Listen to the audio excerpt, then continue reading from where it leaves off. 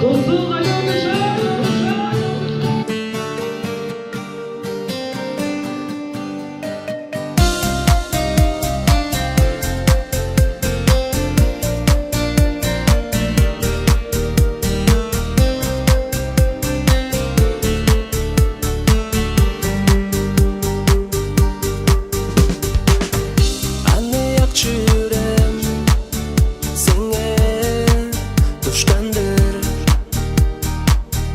Altın günüm bol ergünüm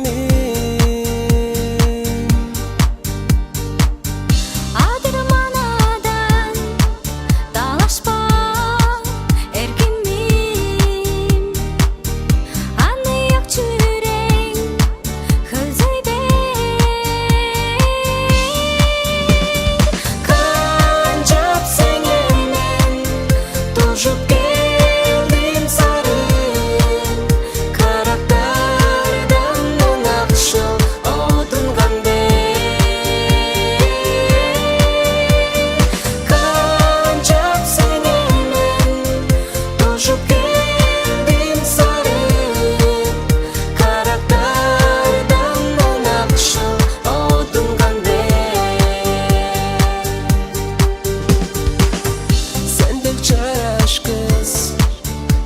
çok üzüre sen bilemem çarzımza Doğgandır uçkan kuşlardek hostolmen Doğgat çedipken manadı Kancap senenden tuşup geldim sarı karakterden nakşı odun gande Kancap senenden tuşup geldim sarı karakterden nakşı odun gande